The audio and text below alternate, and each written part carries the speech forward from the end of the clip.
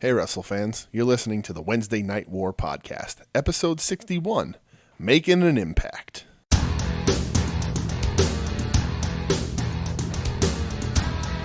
What's up, Warheads? Wednesday Night War podcast, episode 61. I'm DJ. I'm here with Brett. How are you, pal? Hey. Hey, buddy. What's up, man? How much? What'd you do today? Worked. Yeah. Hung out. Yeah. Ate half of a delicious hoagie from It was Vinos. delicious. Yeah. My sandwich was delicious. What'd you do? Same. Same? All right. Yeah. Okay. Cool. Yeah. Same. Good. Maybe, breaking news. Maybe I pet my new puppy. Yeah. My new dog. Yeah. Big news for me, not big news for this podcast in any way. But no, fuck that, man. It's huge news. It's a lot better than what we talk about. But it's a puppy. We adopted a dog today. She's 10 years old, or yesterday, I guess we brought her home. But she's 10 years old. She has not had a great life in the past 10 years. Which I will not go into detail at, but you can imagine what awful people do to animals. Well, not anymore. Bugsy Mogs is officially Bugsy Mogs found has a home, and she is adorable little boxer mix brindle puppy. Oh, I say puppy because all dogs are puppies, but she's 10. She's a puppy, and she's pretty great, and I love her with all my heart. She's pretty great after a day, so we'll see. Oh man, she fucking loves so much. Yeah, so we've just been hanging out with her, and that's pretty cool. Yeah. It's pretty nice. Slept on me for a long time. That's true. Because I love her. It's true. She's great. She's a puppy. She is. She's pretty pups. great. She's currently sleeping on the couch. She sure is. She's and adorable. I'm looking at her, and she's real cute. So, that's going to be most of my life for the near and present and foreseeable future. As it should be. Will be Bugsy Mogs. Good old Bugsy Mogs. And I will maybe I'll tweet a picture on the show feed. Maybe link reveal her to the world. Right, and maybe link to the real cheesy dorky Instagram I started for her. Listen, she's had a hard life for 10 years. She needs to be celebrated. So I'm going to do that as much as I can and spoil her rotten. Goddamn right. That being said, awesome. She deserves it. Fuck the people that were mean to her. Fuck the people that are mean to any animal. Agreed. That's your PSA to start this out.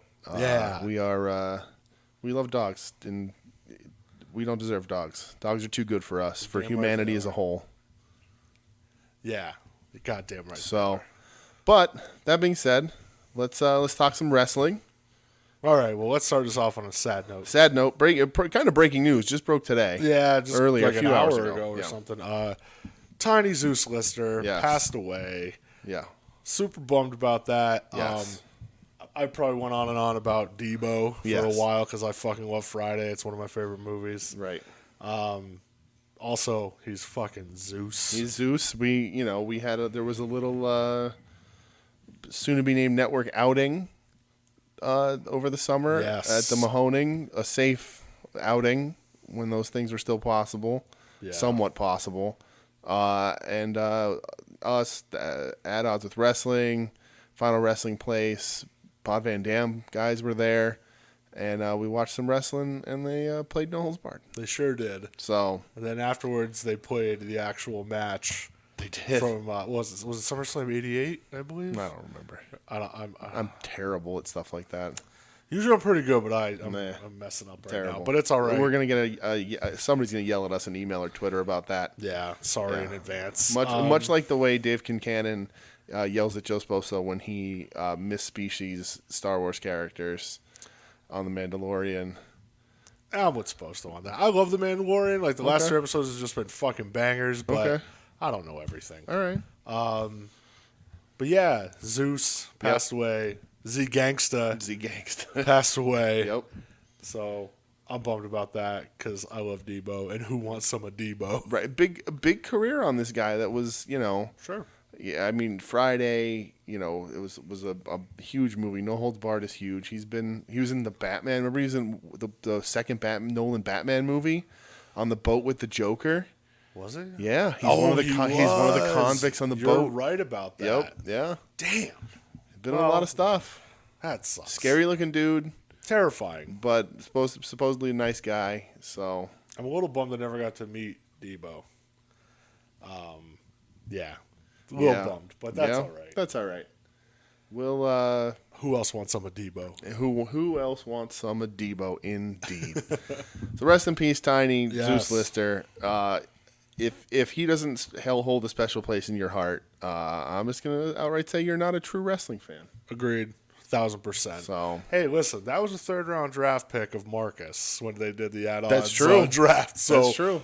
If I don't hear a 10-minute in tribute to Zeus on their episode this week, right, I'll be a little upset. Absolutely. But let's talk actual wrestling that happened this week. Yes. Let's talk AEW Dark. Psych ain't doing that this week. Nope. Because I didn't watch a damn thing. Me either, although I did see the clip of Marco Stunt performing on the waiting room. And he sounded fine. He sounded good. Good for him. Yeah, he could sing. Yeah, it was fine. He can't sing like JEFFJARRETT. Who can? You know what, though? Before we even talk about that, there could be a little sideways wrestling news. Every Time I Die put out two new songs you should probably go listen to. I mean, I was going to talk about that during... Oh, were you? Okay. Yeah. All right. Let's talk about it now. I love Every Time I Die. They're legit one of my favorite bands. I've been up to their Christmas shows in Buffalo. I've been seeing them since the Zoo. Ooh. So, it's that was, 2004, right, the Zoo? Yeah. So I've been way into that band for a super long time. It features AEW's The Butcher. Yes. Andy Williams on guitar. If you're into that type of music, check it out. That sort of post-hardcore metal. They're honestly they're like a tough genre to define. Yeah. And I love that about them. Right. Which post-hardcore covers a whole big different amount of sounds. Yeah. But they're great, and they've been consistently great for a long time. So they're one of the bands where, normally as a band sticks around a while, their newer material kind of sucks. Yeah. For me, their newer material I feel like gets better. Right. Which is crazy. Hot Damn came out in 2002. 2002. A long time ago. Yeah. I was just wrapping up high school if that came out in the front half of the year. Yeah, 18 years ago it came out. And honestly, the new stuff sounds like it could come off that record. So good. They haven't changed. They sound better. They're better musicians. They're better everything, and they're a great band. Yeah. So check that out if you're into it. Right. I'm way. They hit our interests, like the music we listen to, and then pro wrestling. So it's so perfect. Oh, they don't they don't perform any songs about pro wrestling. They did have a record called From Parts Unknown, though. So there you go. That record kicks ass. That's right. But yeah, check that shit out if you're into that style. Even if you're not in that style of music, give it a try. It's only 2 songs, like 5.5 minutes. Right. What else? You can do it. Right. Make it through. Let us know what you think about it. Do it. But let's talk about some Tuesday night wrestling that we did watch. Yes, here on the Tuesday Night Wars. Yeah. Tuesday/Wednesday Night Wars. The Tuesday till Wednesday Night Wars. Yeah, that's fine. Whatever. You'll figure it out. Yeah. Impact Wrestling. Yes. Or as I'm going to call it over and over again, TNA. Yeah, which is fine. I had a few conversations with people online while I was watching this, tweeting from the show, and they're talking about it, and I had to put the disclaimer out is that I haven't watched Impact since Scott Steiner was doing math on TV. So it's been a while. I haven't... Regularly. I'd watch the Eddie Kingston segments. Yeah, I would pick and choose shit that people would be like, hey, you should check this out. The Hardy stuff and... Yeah, everybody saw the Hardy stuff after it happened, yeah. But there was a while where I was like, nah, I have no interest in this company. Right. Shocking, I think, they've been around longer than, that run of WCW or some shit. Yeah, I mean... Because they formed in, 2003-ish, TNA? Yeah, makes sense. Well, I mean, it would make sense because WCW officially goes from NWA to WCW in 89 or 90. Yeah, and they lasted until 2000 only. 2001. Yeah. Early half 2001. Yeah. So, yeah. TNA's been around a long fucking time. Right.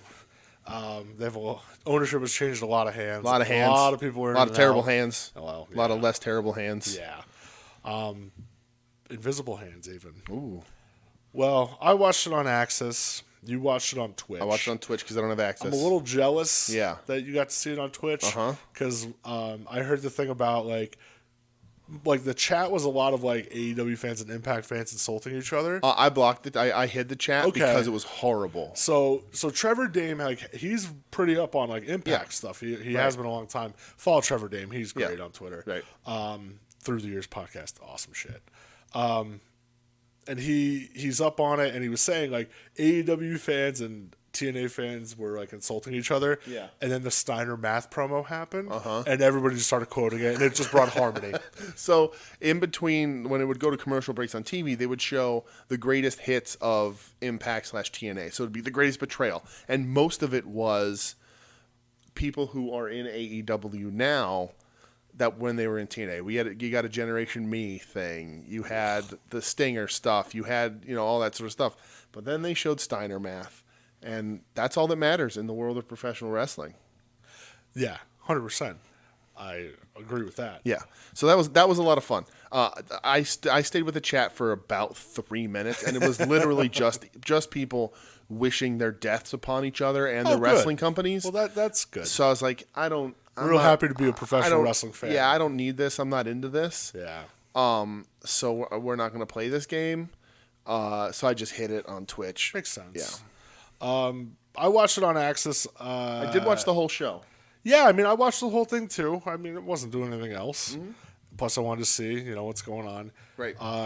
The Kenny stuff was literally the last segment on the show, which, again, no surprise. No surprise. I mean, honestly, from one standpoint, pretty smart booking. Well, you have to. You have to tease it. You have to. That you want people to watch your whole show and see if they stick around. Right. Which it's common sense. And they did give you the little tease because they did have the TK Schiavone thing. Oh my God. They did the whole thing where it was like TK bought advertising time and like bought advertising time for his company to kind of bury Impact and take shots at Impact, which was kind of funny. Schiavone, though. Yeah, so TK was like, maybe I'll buy Impact. I hear they have. Yeah, he's like, I hear they have, I hear they have good tag team members and blah, blah, and whatever. And then he says to Tony, TK says, Tony, you were even here once, right? Yeah, and it was Schiavone in the line of the night. Yeah, for one night, and then I quit the business for 18 years. Yeah, crazy. The Tony Schiavone renaissance in the year, the years 2019 and 2020, I am fucking here for. Right. And we'll talk more about it later. Mm-hmm. But yeah, there was that, which was like, it was such a good segment. It was. And then there was the teases throughout the night. So I guess we'll talk about what we saw on Impact. Yeah, so we watched the whole show. Yeah. So for those who don't know, the world champ is Rich Swann. Mm-hmm. Did they have their X Division champ on? Oh yeah, Rajit. I think right, they did for that little segment with TJP, where TJP can't challenge while he is the champ. Their tag champs are Good Brothers. That was weird that they weren't on. It was. It's one of my issues with this show is that if I was to put on this kind of show, knowing how many viewers I was going to get, I would put all my champs on and all my big names. So here's my thought of that. Impact, I'm sure that this show has been in the can for a long time. Right. And this Callis and Omega thing was probably just filmed this week. Yeah, I mean, it was definitely this week. I always forget that, like, wrestling shows tape now. Yeah, and my brain doesn't fill that out. I feel like they're taped. I'm sure they probably tape, like, at least a month's worth per taping. It would make sense because their lack of a crowd is very obvious. Yeah, so they have no crowd, which it's like on one hand, smart. Kudos to you for a close set. On the other hand, it's like, damn, this is glaring. It's glaring. It's silence. And it's awkward because the commentators have to talk the whole time. And their commentary team stinks. It's real bad. Josh Matthews sucks. Yeah. But it's tough. It's really, wrestling as a whole is really hard. WWE seems to just throw caution to the wind and not care. AEW is at least like, well, we'll be outside, I guess. TNA, You call it whatever you want. Is like, we can't. We're just going to shut it all down. And I respect them for Absolutely. that. But it makes it a lot harder. It's smart, but for a TV product, man, is that tough. Right. That's real tough. Right. They're not even canning anything and pumping it in. No. So. Were you impressed by anyone that you saw on Impact? So other than Rhino coming out with a lead pipe. I mean, I'm always impressed by Rhino. Yeah. Whenever I see Rhino, I'm like, that's an impressive motherfucker. So other than the people I already had somewhat knowledge of, the North, Ethan Page is great. And Josh Alexander is also good. I'm less informed on him. But those guys I like, of course, Motor City Machine Guns. Motor City Machine Guns, right, exactly. Of course. But looking at the roster that I'm not super familiar with, I see Eric Young, who I know, and I'm like, Eric, still? Okay. I think TJP is a douche. Yeah, he sucks. I think that, obviously, I love Jordan Grace. I like Deanna. Princess Kimberly is I remember her from Chikara. She's it wasn't much of a showcase on this show, but she was at one time entertaining. She was a grand champion Chikara, wasn't she? But then seeing Moose and who I'm just not interested in, and I was shocked that Rich Swann was their champion. Yeah, I know. So I kind of fell I started watching when a lot of the 90 days were up for some of the WWE guys that got fired and went there. I started watching, but honestly, it's kind of tough, and I fell off a little bit. Yeah. And last I knew was whatever the fuck Eddie Edwards is now. Right. Was their champ. Right. And Eddie Edwards, former GHC Noah champ. What the fuck, man? Yeah. That dude. I used to like that guy a lot, but ugh. Yeah. Sammy Callahan, no interest. Another one. How anybody hires this guy? Well, and it looks like they're rehashing the bat stuff to the face. Remember a couple years ago when Sammy with that spot where he legit cracked Eddie in the face with a baseball bat, and Eddie got real fucked up from it. Yeah, and now I guess they're rehashing it. Sure, which is weird. Why not? But yeah, I know that a lot of people were like, this is going to be the most eyes on your product in a long fucking time, and this is what you bring to the table. They've had this in the can. Right. I'm sorry. I'm not mad about it. If you could plan ahead, if you, had it, wrestling is weird. It's hard to do. So I don't hold it against them. I wish it was better. As a whole, I wish the show was better. I think, if you had the planning and all the knowledge of it, and maybe they did, maybe they didn't, I think you'd throw your Ken Shamrock, you'd have your Good Brothers on. Sure. But the argument with that too is that Rich Swann's still your champ, and I don't get that at all. I don't either. I was never a big Rich Swann guy. And he doesn't have that presence to me. Nobody on that roster has that presence, and I think nobody jumps off the screen. Come on, man! Not even Joe Doring. No, Joe Doring looks like somebody stretched Doug Furness. It just doesn't work. So you wouldn't be stoked about a Joe Doring versus the Butcher match? Of course I would. All right, good. That's but what I just looked at him he's dressed like a smoking gun. It's just weird. Come on, motherfucker, show me power. I love that video. But yeah, the Rich Swann thing's a big thing, and then they do the bit later with Kenny, with the security guard. But yeah, your company should live and die by your champion, right? That's sort of what it is. That's who puts asses in seats. That's the rule. And I don't know many, and not that you're looking to put asses in seats right now, you can't, but Rich Swann as champ doesn't make me want to watch his TV. It doesn't make me hopeful for a Omega Rich Swann match. I have no interest in seeing it. I don't know. But I don't know who I'd be interested in seeing Omega wrestle in that company, though. Honestly, for me, for real, if I was going to do this, I'd pick Ken. I'd pick Machine Gun. Yeah? Yeah. Okay. I'd pick Machine Gun Anderson to wrestle Omega because that's a name. It's a dude who can wrestle. You wouldn't put them together? Well, you probably want to put them together, but for the level of a matchup and to know the kind of style, Machine Gun's been in a G1 final. That's right, he was. He was a G1 finalist, damn it. Right. So he's a guy who has that sort of weight and that bearing behind him. So it's interesting. So I just don't know who else can do it. And maybe Omega Rich One will be great if they go that route. I don't know. Yeah, well, let's talk about what happened with Omega. So the last segment of the show was probably 20 minutes left of the show. Josh Matthews goes out onto the bus to interview Callis and Omega. Callis cuts a promo basically explaining this has been in the works for a long time. Yeah. I've always liked Don Callis. Yeah. That dude you big Jackal fan, are you? Who's the Jackal? Right. I thought his part of this was great. Yeah. So if you've listened to this show, if you haven't, welcome, everyone. Hi. Hey there. Whether it be through our website or pwponderings.com, welcome. If you've listened before, you know that I haven't been sold on this Kenny heel turn. I think they've taken too long.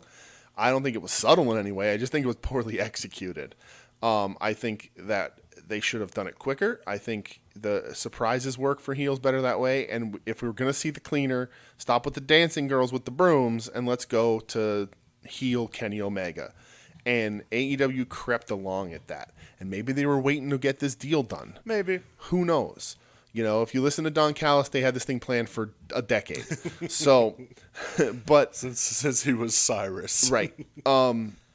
But I think this was really good. This loved it. Is the character that will work. This is the promos that will work. I still don't think Kenny is a great talker. His part of this was the best he's done. Best he's done in a long time. It's been a long time in this character. But Callis was great. That dude could talk. It was engaging. It was interesting. It's like it's evil genius, heel manager, and cocky champion. You know, lots of people comparing it to the Brain and Bockwinkel. Sure. Which is high praise. I'm not going to say that. No. You don't, not yet, but Bockwinkel's a guy who I don't have a ton of experience with, but for everyone's opinion of him is very high. Sure. And he is the best manager of all time. So I agree. You don't throw that around. But this promo was real good. I liked it a lot. And it got me immediately engaged in whatever it is they're going to do. Yeah, and I even noticed Kenny's hair was back to the cleaner. Yeah. That was cleaner hair. Yeah. Yeah. Sorry, distracted by a dog fart. Oh, god damn, dude. She's a pup. Oh, that was a rough one. It was a rough one. So do you want to... So, well... hold on, I'm not going to move on, but I'm going to bring it up. Okay. Because you got Shoot Hot Kid. Okay.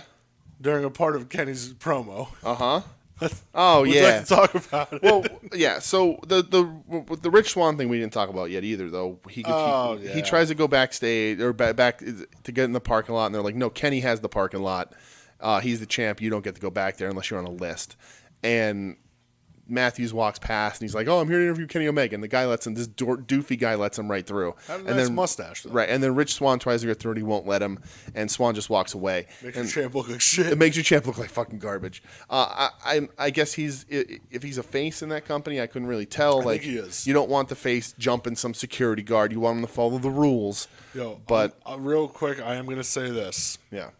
For as much as AEW, I don't think they really preach it that much anymore. With inclusion and everything. Yeah.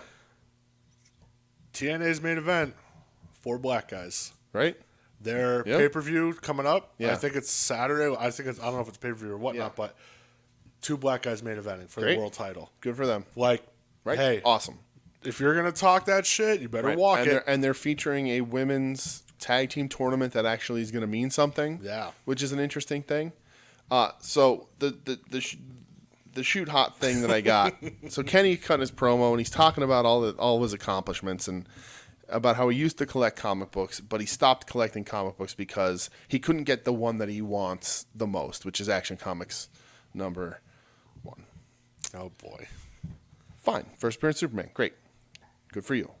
Arguably biggest comic book in the world. Sells for millions of dollars. Nick Cage owned a copy at one time. That makes me real happy. Yes. So then names some other comics, and he's sort of comparing them. He's saying the AEW title is the Action Comics #1 of titles. And maybe he'll collect some other things. And he's like, X-Men #1, the AAA title. X-Men #1 isn't as expensive as an issue as people think, but it's fine. It's still very important, even though X-Men was technically canceled after like 6 issues because nobody bought it, and then rebooted later because it was whatever. We won't talk about that. It's a well sought off after issue. It's a thing that everyone knows, so the #1 matters. But then that son of a bitch says Spider-Man #1. Spider-Man #1 is like in like decent shape, like not perfect shape, but decent shape's like $400,000 or so, I think. I haven't looked in a while. I don't really care about pricing and grading and all that kind of stuff. But Spider-Man #1 ain't the Spider-Man issue you want. You want Amazing Fantasy 15. That's the first appearance of Spider-Man. That's like double or more in price than Spider-Man #1. So, like, I'm not super into comics like that. Yeah. Even I knew that. Yeah. I get it. It's just a slip of the tongue, whatever. But I was just like, fake nerd. Fuck you. You know how I knew it? Sebastian Bach. Right. This episode of MTV Cribs. Right. Because that's how you learn things. It's Sebastian. I learned a lot of things from MTV Cribs. Actually, you know what? Coincidentally, to tie it back into professional wrestling, MTV Cribs is where I learned that 5 days after Hulk Hogan body slammed Andre the Giant, Andre the Giant passed away. Yeah, because it happened. Oh, fuck. That was said on an episode of MTV Cribs. It sure was. But yeah, that's all that really was involved with Impact and AEW. Again, that show's been in the can, right. I'm sure. So there were things on the show that I like. Dreamer did a little segment about Omega on the show. Yeah. In between his man bun and gimmick with some fat guy I didn't know about shooting somebody for real. What a wacky promotion. Yeah. And that was really the only sort of mentions was the TK and Tony thing, the Dreamer thing, where Dreamer was like, if I've been through this before, you telling Scott D'Amore, you don't want to be a part of it. That's a bad idea. It's a bad idea, but I'll do what I have to if I need to. Please don't ever give me Kenny Omega versus Tommy Dreamer. Ever. Ever. Maybe I'd take Moxley versus Tommy Dreamer in like a crazy street fight or something. I would absolutely take that. The Impact highlights were fun because I got to see Steiner Math again. Rich Swann, the Omega thing, and then Kenny's best promo. That was it. But the show did really well. Yeah. Tell us about it. So watching on Twitch, I'm not particularly aware of what numbers they do on Twitch, and you were kind of helping me along on those regards. So they steadied out. It slowly rose throughout the night when everyone kind of figured out when Kenny's piece was going to be. They topped out around 52K on Twitch. Which apparently is like 10 times or more than normal. That normally they're pulling 3 to 4K. Yeah. So they topped out. They were at like 36 the whole night. So right there, they're around 10 times. That's huge. And then when Kenny's segment was coming up, they jumped up and peaked around 52. Huge, great for them. But apparently, overall, between Access, the official streams, and all that sort of stuff, replays and all that. Well, and what I saw that they did, and which is smart, they put the full episode up on YouTube the next day. That's smart. Also great. Between all that, they're saying that more than 750,000 fans watched it. Just like since Tuesday? Right. Wow. Which is probably going to be bigger than NXT's ratings. I mean, hey, anything that gets more eyes on professional wrestling. Spoiler alert, it is more than NXT's ratings. It's a lot more. But yeah, great for them. I don't think they put their best product forward. I think the issue they might have is next week, are people going to trust it to watch the whole show because of how little they gave them? I think what they'll have to do is come out on the internet and on Twitter and say, here's what we have planned that's going to cross over in AEW or something. I'm almost tempted to watch that thing they have going on Saturday night. Yeah. But I don't know if it's just through like their app. It's through like the how much Impact you have to pay Plus for or whatever. it. It's actually it's only like $7 a month, and you get the I have show. so much other shit though. Right. You know, I have so many other streaming services. That's a good point. Where they're at and what they've given us is not enough for me to sign up and jump on board and do that thing yet. Not yet. and chances are they're going to put in it. You were going to see everything they do anyway. So I'll watch Tuesday night. Yeah. I'll watch Impact again and see what they do. Yeah, I have no problem. I'll with look that. for highlights. I'll watch for people recording it on their cell phones and putting it on Twitter. But Tuesday I'll watch. Is it? It's just Impact Wrestling. It's not like the Impact Zone. It's not. No, just Impact Wrestling. Okay, not right. TNA Presents Impact or anything like that. Okay. So I didn't know if they had if it was like not SmackDown obviously, but like the give your show a name. I wonder if they do they have their full library on there? So from what I saw, because I was wondering that, it's being readily updated, and they're up to a certain point of their history, but it's not everything. Oh, I just want to hear Vince Russo yell "Raven, fucking Raven" over and over again. Because I think they're up to pretty close though. We're big fans of Scotty over here. Of course we are. So, but that was Impact. Yeah. That was what we covered, and we'll see how much we do going forward. Depends on how much crossover there's going to be, of course. So, I'd rather watch this than watch Dark. Oh, any day of the fucking week. Let's talk about Dynamite. We have the Fallout. Winter came. Winter came all over the place, It went, and they're playing cleanup. Ew. Right now. Yeah. First match, TH2. Yeah. And the Young Bucks. Mm-hmm. This thing, gonna call it a thing because it goes like 12 minutes. Okay. The Young Bucks win.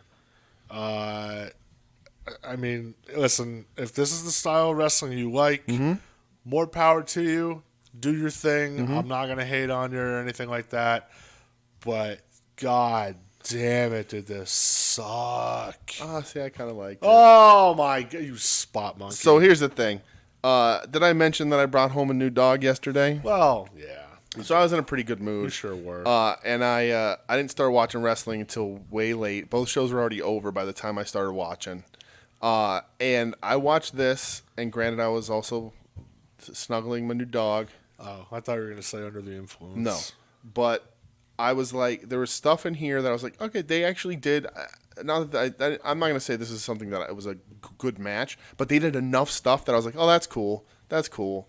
You know, Jack Evans did the moonsault off the back of the guy on the corner, the dive to the floor, the springboard Meltzer driver thinger. I was like, they're doing enough cool stuff that I can ignore the fact that I actively hate these four people. I don't. It's not even a thing of that I don't like some of the dudes, personally or whatever. Yeah, it's just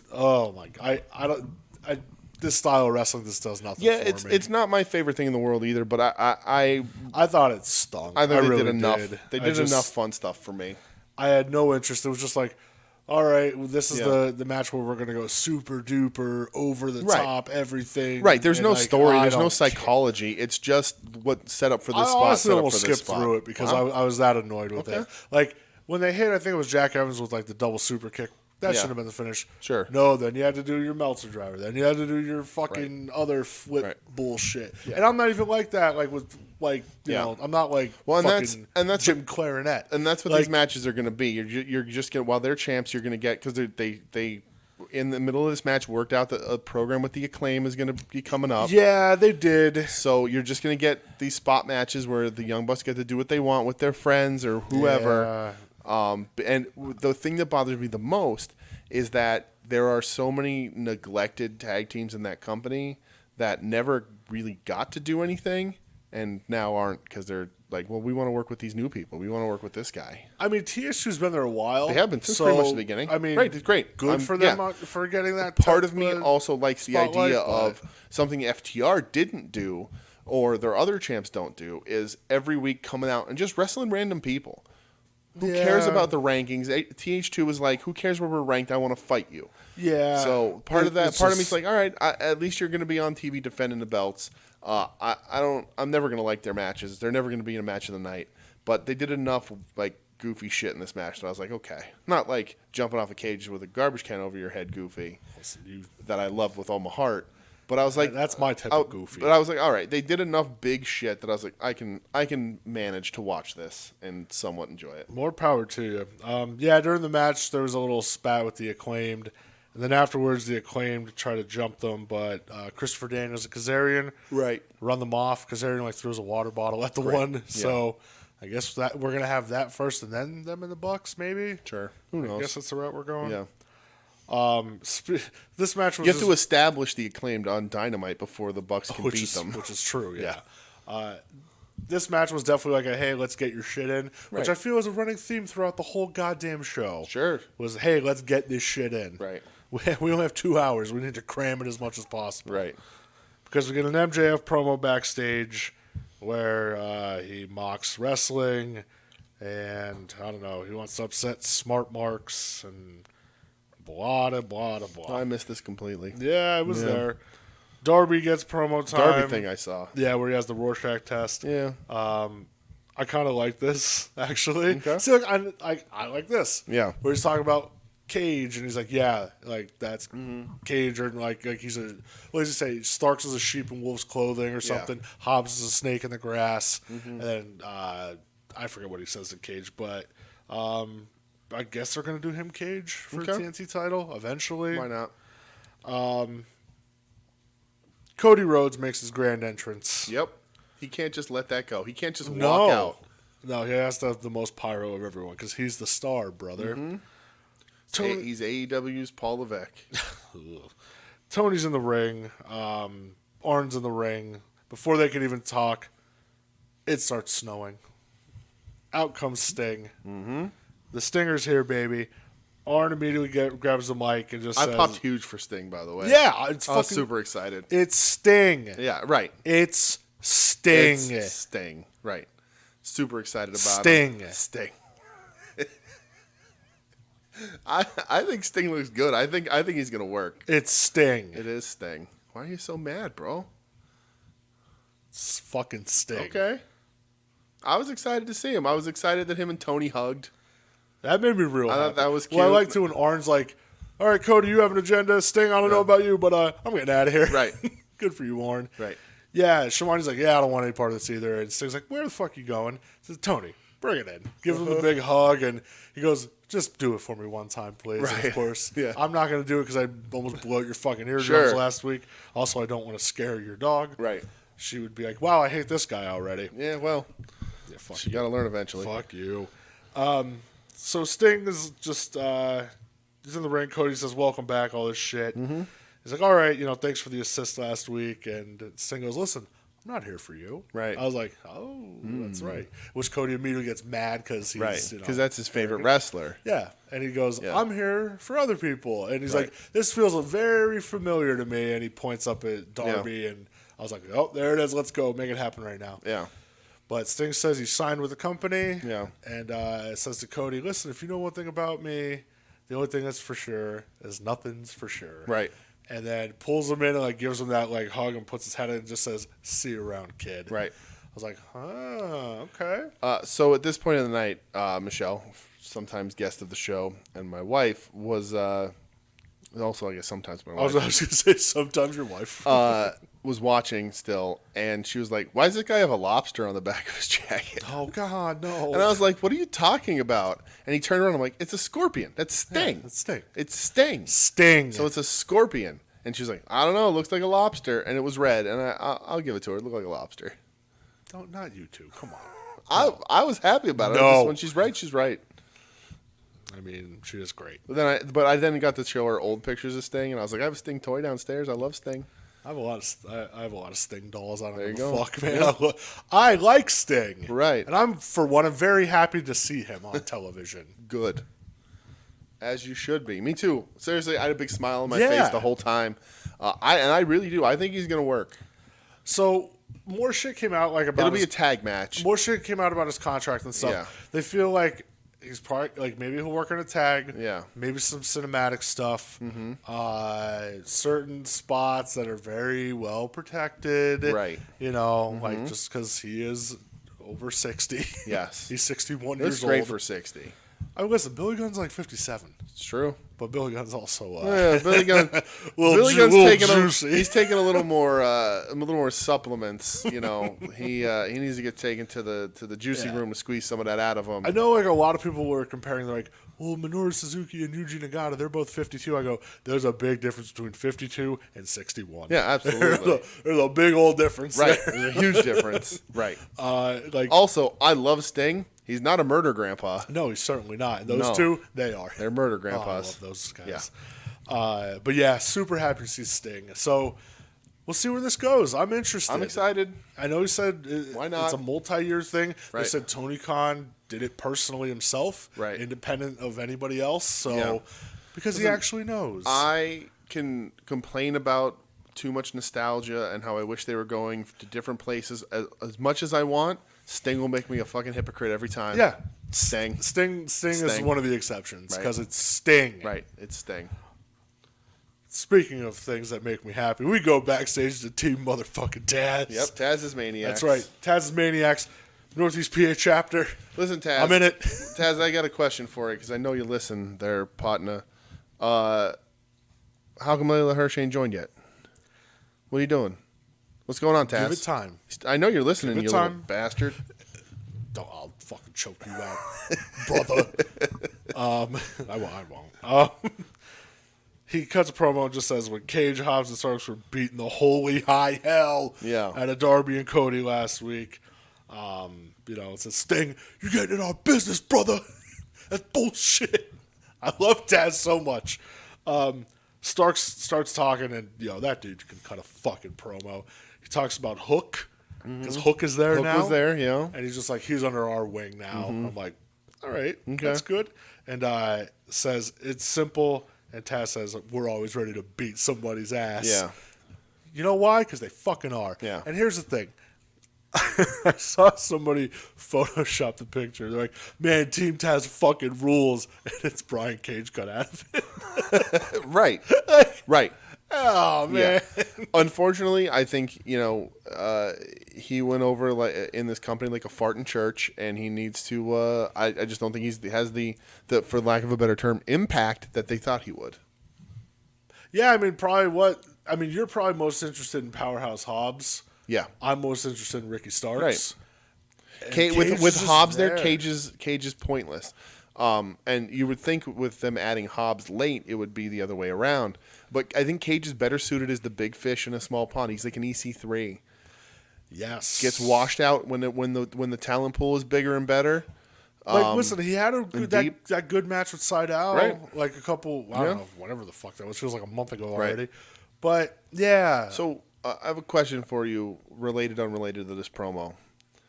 What's Hook's last name? Sinercha. Hook Sinercha. Is that what it is? I don't know. Okay. It has to be, right? He's Peter Sinercha. Okay. I thought it would be Maniac because he's Taz Maniac. Oh, I thought it would be Hook Maniac. No, Maniac is his middle name, all right? Okay. All right. Thank you. Stop disrespecting Taz. Okay. God damn you. Again, I will default. Which one of us has a Taz baseball jersey in their closet? Yo, listen, I've been scouring eBay left and right. I'm like, yo, Taz shirt. Like, Taz ECW shirt. Oh, that's $400. I can't afford that. Yeah. Nor would I ever. Even if I could afford it, I'd be like, I'm buying it. Yeah. But, listen, all right, I'm going to put this out there. If any of you have a Taz shirt, size 2XL. Okay. If you could find me one that's not on eBay for $200, please send it my way. There you go. Because I will buy it. Because I fucking love Taz. Email the show at WednesdayNightWarPod@gmail. Yeah. If you're feeling generous. Hit us up on Twitter at WednesdayWarPod. Oh, I'd be real happy. Yeah. Speaking of things that don't make me happy. Okay. This next match. Featuring your favorite tag team of all time. FTR. Not them. Versus the bullshit Varsity. It's them. Blondes. You love them. Get the hell out of here. Yeah. No, I don't love them. Okay? No, not even a little bit. Okay. You got one's got a smooth brain. The other one, I don't know, what do you call him? Cracked head or something? Cracked cranium. Crackhead Griff Garrison. Cracked cranium Griff Garrison. Oh, it's bullshit ass shit. That's what it is. FTR wins in like 8 minutes. Yeah. So Yeah. The most important or most interesting part of this match was FTR starting shit with Jurassic Express outside. It's funny that you said interesting. Well, interesting in a way that what's going to happen is they're going to work their way punking out their entire tag division until they have the rematch with the Young Bucks again. And they have the Four Horsemen logo that only has 3 horses on the back of the jacket. With Titty Blanchard. God damn it. Titty Blanchard. The Varsity Blondes. Yep. Did they both play football? Is that why? I guess so. Okay. But like, when I look at Griff, Pillman even blonde? But when I look at Griff Garrison and I hear the word varsity, I think that he was like varsity the way Danny Zuko in Grease was varsity. Okay. Yeah. Listen, I'll give a little bit of credit. I like Griff Garrison's hot tag. Okay. I thought it was pretty good. All right. I mean, I'm not completely opposed to Griff Garrison in any way. I'm way more opposed to Pillman Jr. Well, yeah. I mean, Griff Garrison, I think they said he's only like 22. Yeah, and I helped give him this name. Varsity Blondes. Blow it out your ass. Alex Marvez, that fathead, is talking to Hangman Page. We're back to drunk Hangman? Well, because he has no friends again. Okay. It says next week he's in a 6-man against Private Party and Matt Hardy. We're back at Matt Hardy and Private Party again? I guess so. Until is this their like their rendition of Creative Has Nothing For You? I feel like it is. He says to Paige, "Oh, you don't have any friends," and then all of a sudden, John Silver and Alex Reynolds pop up from behind the bar wearing cowboy dressed hats. as cowboys. John Silver's like, "Did you feel it in the ring last week? I rode you like a cowboy." And it made me so fucking happy. Right. First of all, Adam Page's shirt, by the way, I would have rocked the shit out of that shirt he was wearing. Fantastic shirt. Okay. He says, "Listen, like, I'm not joining your Dark Order. I'm not doing the hand thingy, but why not? We'll team up." And Silver and Reynolds are super fucking excited and start waving their cowboy hats around. Of course they do. And screaming yeehaw. So we'll have that next week. That made me laugh quite a bit. Yeah, I think that'd be fun. I mean, I'm not interested in Private Party and Hardy in any way. But I love John Silver. John Silver all the way. Like Alex Reynolds, like, they're fun. Yeah. They're fun together. You know, and like, listen, I skipped through the show that Dorks Only watch. Yeah. Specifically for the stuff with Dark Order. Okay. It's legit like funny. Yeah. It's right. I don't know who does it. I saw a clip of John Silver in like short shorts dancing on a balcony on Twitter. I saw that too. Yeah, the booty man. And somebody, not the booty man. No, but somebody like the response. I don't remember who it was who posted it. Was like, "Well, there goes the last of my heterosexuality." And I was like, "Yeah, all right, yeah. Well." Were they on Unrestricted this week? Yeah, I didn't listen, but they're there. I'll have to listen. Yeah, I hope it's good. Yeah. Next match, we have the Natural, Dustin Rhodes. Yeah. Going up against 10. Yeah. That's Vanilla Vance. Vanilla Vance, yeah. It goes like 2.5 minutes. I'll tell you what, Dustin came down, and Dustin, if you're familiar with his gear, wears like the full suit but no sleeves. Yeah. He had some physique enhancer on those arms. He sure did. I was like, all right, Dustin, we're doing this? Cool. Right, physique enhancer. Let's do it. Dustin wins in like 2 minutes and 43 seconds. Kind of like a weird spot, I guess. Like for the finish? No. Well, just to be there? The finish came real sudden. Yeah. I will say that. Yeah. I was kind of surprised. I actually had to rewind it. I'm like, oh, that's how it ended? So I think they're just trying to like get people involved in a storyline, and maybe they can build the Dark Order. And, Dustin wouldn't be a bad pick to be in that group for real. Well, so after the words. But the only thing I want to talk about in this whole match is that I hope to God everyone understood the reference that was made. You fucking better by Evil Uno, because when he said that, I was like, the fuck he did. I was hot. I was hotter than I was about the Amazing Fantasy 15 thing. I wasn't hot. I was happy. Okay? Yeah. When he says to Dustin, "You need to join the Dark Order, take your rightful place at 7. Yeah. I just immediately in my head started doing the whole, all right, cut this crap. I look like Uncle Fester. like they have me dressed up in this ridiculous shit. Yeah. Oh, it made me so happy. No, yes, 7. The only thing that would have made it better if they were like, join us as 7 and we can enact the black reign of the Dark Order. Oh, my God. Yeah. That made me real happy. But then he fucking slugged Uno. Yes. Dark Order goes to jump in, and Uno's like, no. Like, right. He'll learn. I love Dustin. He'll take his rightful place. I'm like, if he comes out as 7, I'm going to lose my fucking mind. Give me what I want. Give me what I want. I'm Dave Bautista. That build up for WrestleMania. Give me what I want. You know what I want. Give it to me. All right.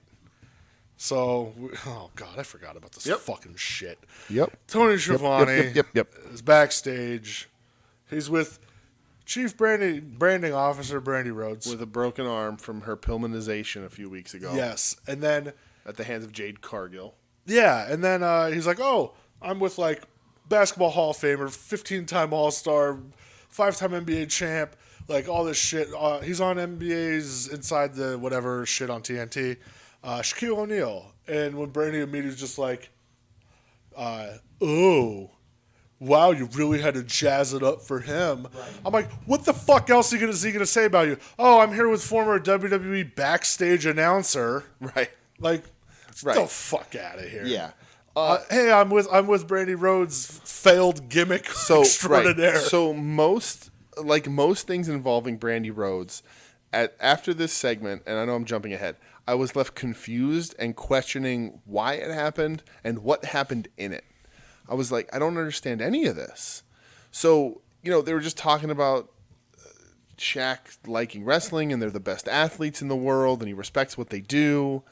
And, like, Brandi got mad. Well, and, like, he said the thing where he's, like, with, like, him and Jade go way back. And he's like, she's going to do big things. He's like, I don't like what she did to your arm. Like, I'm, that. Right. Like, and he's like, you didn't deserve that. Right. And she's like, I hope we could all stop this and, like, no more. Yeah. Any of this shit. And Shaq's like, yeah, like, I just wanted Cody on Twitter because that's just what I do. I was having fun and all this. And like you said, he's a big fan. And he's just like, yeah, he's like, I'd like to see Brandi and Jade. Like, and then Brandi's like, all right, fine, like, enough. And, we'll shake hands, we'll whatever. Yeah, and then Shaq is just like, yeah, like, with Jade. Yeah, it's like, hey, well, your arm's broken, you're laid up, maybe you can watch and learn a few things. Yeah, like, maybe we should learn some shit. And that, like, set her off. Yeah. And she's like, I'm sick of this bullshit. Yeah. And then throws the water in Shaq's face. And I'm just like, this is fucking... I didn't understand and she called him an overgrown asshole. Yeah. I was like, this sucked. Yeah. Get this the hell. Like, why? Again, this was my whole thing with the AEW last night. Yeah. I felt like they were cramming everything in. Right. I felt like throughout the whole show they weren't letting anything breathe. Right. I think maybe they knew they were going to get a little bit of a bump, and they wanted to put everything out there. Maybe, but like literally, like Brandi got mad at the end and threw Schiavone's water on Shaq, and I was like, why'd she get mad though? I don't like. She was the one who was rude this whole time. Yeah. Like, I think maybe it's her real life personality where like it's just the kind of person that she is. She doesn't come off as a good guy in anything that she does when she's meant to carry anything. Yeah. Maybe she just can't. Maybe she doesn't know what it's like to be a good person. I don't know. But she always comes off as the asshole. They always try to frame someone else as the asshole, and it never works. So I was like, I guess, and I'm like, is this like this is such a big deal for Cody to be with Shaq that Cody's not even going to be there? Yeah, it's just going to turn into Shaq trying to hype up Brandi versus Jade Cargill. That's what's happening. And even I was like, oh, like Shaq wasn't being like a dick throughout this. No. No, I mean? Like that last little thing at the end, it was just like, yeah, whatever. It was like a jab, but it's not a fly off the handle sort of like craziness. He's an overgrown asshole and throw water in his face. Right. Oh, just get this off. And I don't know if this was picked up. Sucks. Like, and I get like, so if you're clipping this for SportsCenter or whatever, like actual sports news show you're doing, you just clip the end and you're like, oh, what did Shaq do? Yeah. But if you watch it, there's nothing. So it was clearly just for a clip to be replayed so they can be like, look at this. And it sucked. And hopefully in a few weeks everyone will forget how involved Brandi was in it. But yeah, like everything she does, it falls apart very quickly, makes no sense, and I'm not interested, I'm confused. Agreed. Out up next, we have the Inner Circle come out to the ring. The Inner Circle ultimatum. Yeah, are we going to break up? Are we not? Blah, blah, blah. MJF grabs the mic and is like, you know, like, I know Sammy, he was trying to throw that towel in last week, and I actually appreciated this with Jericho being like, hey, we watched the show. Like, we know what you did, you know? And then he's like, oh, I just grabbed the towel from Wardlow to wipe some sweat from my brow. Yeah. And then Sammy got hot. Right. And I was like, good, showing some fire. Right. And then Ortiz, like, Ortiz killed it. Showing some my favorite part of this whole thing. Yep. So Santana's, he wasn't there at the tapings last week. Unfortunately, he came out to his stepdad passed away. Oh, okay. He had a rough year. Yeah, so, bummer. And I think like there was still talks of like he might have been injured too. So no, that's awful to hear for him. Hope everything's all right there. I like that dude. My condolences. Yeah, for sure. But Ortiz is like, listen, Sammy, like, shake his hand. Mm-hmm. And I like though when he goes, yeah, Santana like convinced me that these two are assets. Wardlow, you're great, never change. Like MJF, you're growing on me like a fungus. And MJF's like, what's something? You know? Right. My favorite part is when Ortiz says, Sammy, you're better than MJF and you know it. Yeah, and he knows it. And he knows it. Yep. And so that to me sets up Sammy's face turn. Well, it's going to be huge. Oh, it's going to be great because Sammy, even afterwards, like with the whole shaking the hand, he goes, I'm telling you, one more time. Yep. And he says to Jericho. Yeah, he goes, I'm telling you. And then he gets in Jericho's face and says, I'm telling you, one more time with this shit and I'm out. Yeah. Which that right there set it up. Right. And then they did the whole weird thing where Hager's like, listen, what's this guy staring at me for? Dumb. And Wardlow actually spoke. Like they let Wardlow speak. He's like, well, you're staring at me. Stop staring at me. I'm going to stop staring at you. I'll stop when you stop. And then Jericho's like, enough of this shit. Yeah. And they do the middle finger salute. So they're good for now. Right. For now. Yeah. But yeah, Sammy shined here again. Like, the seeds are planted. Yeah. Let's make the shit happen. Let's do it. I'm here for it. We go to... Well, at the end of it, MJF starts talking about... I'm going to beat Orange Cassidy, the guy that beat Chris Jericho twice. Yeah. And Jericho's like, all right, you're fucking ruining it. So we go backstage to Marvez with FTR. Yeah. They cut a promo. Tully's like, listen, don't worry about you losing titles. I wasn't there. Three of us together were unstoppable. Great. If only they had a fourth guy that Tully managed sometimes. You would think. So next match we have Butcher, The Blade, and Eddie goddamn Kingston. King in the family is what I'm calling him. Going up against Rey Fenix, Penta, and Lance Archer. Yeah. Why? Well, so again, I don't know if like the Lucha Brothers and Lance are faces. I don't fucking know, man. That doesn't matter to me so much as why it wasn't Pac. I think he wasn't at the tapings from what I read. Weird. Why? I don't know. He just had that big return. Yeah. Why not have him back all the time? Because Eddie laid him out with those like 2 or 3 DDTs on the chair. Sell that shit. Okay. All right. Sell it. I'll take it. Sell it. Make it a fucking devastating move. I'll allow it. Absolutely. So they showed this. Well, we talked about the end of last week where Eddie like just blurted out that right at the end, like, I'm not waiting for Archer. I want him now. Right. Then they ended up putting it online afterwards. What happened? A big fucking brawl, which I thought was great with Archer, Butcher, Blade, and like Kingston, Lucha Brothers. Awesome pull apart shit. I thought it was actually great. Yeah. And I was like, fuck, why couldn't this have been on television? Yeah. This should have been on television. Kingston punches Jake. Dude, when he slugged Jake, I gasped. Yeah. I was like, they let him do it. Right. It should have been on TV because it was like, right. I love a good pull apart brawl, and it was good. Right. And Kingston just said, you're bitches, you're all bitches, and just continue just talking shit. Yep. That's what he does. Right. So before this match, they're coming out. Archer just says, fuck it, and dives to the top rope and goes after all of them. Big brouhaha. Butcher ends up suplexing Penta through a table to get him out of the match because he's hurt. For real, he's hurt? Yep. Unless he has a bad leg. Those guys are fragile. Those guys do a lot of crazy shit. That's true, too. So I feel like they're more susceptible to that. Yeah. But from what I read, I think he has a hurt leg right now. So I was fine getting him out of the match like that. The match goes a little over 9 minutes. Yeah. I liked Archer, Big Butch matching up. Yeah. And, like, Butch not backing down, Butch not having to bump off of stuff. Yeah. Like, help establish him because Archer's a big guy. Archer is more of a made guy.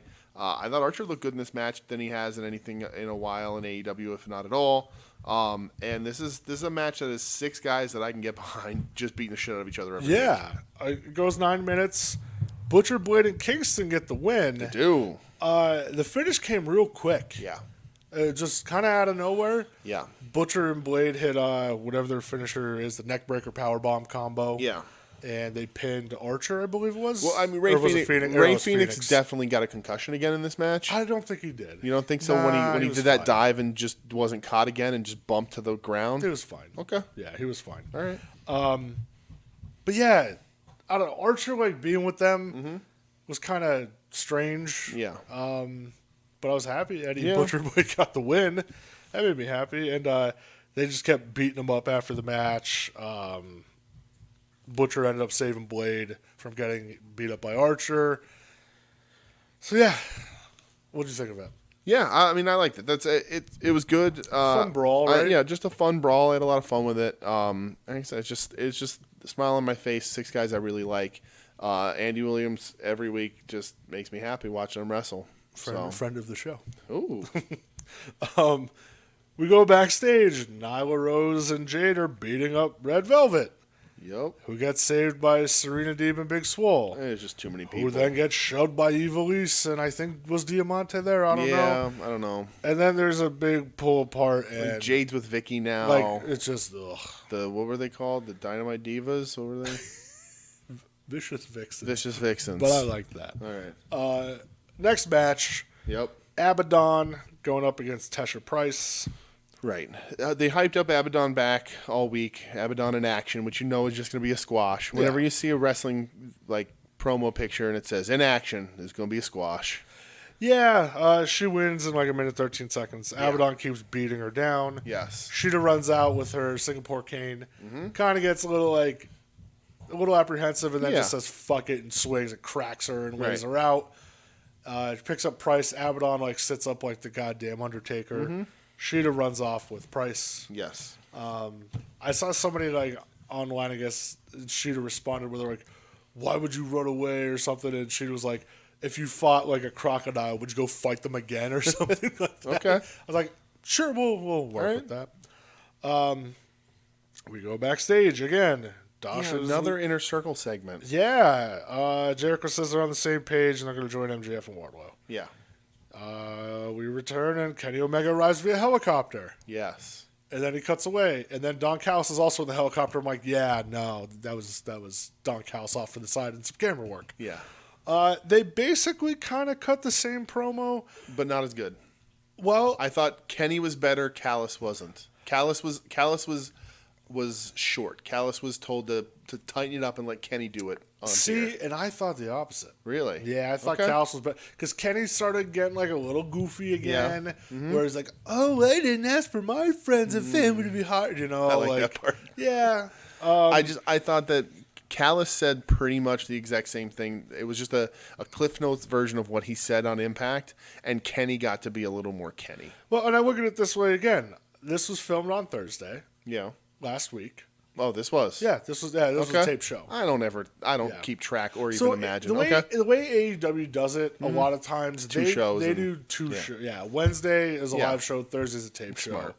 Just to kind of limit, exposure and all that shit. But yeah, they basically kind of cut the same promos Impact, which is fine because I like it again. Yeah. They do the whole I thought this was good.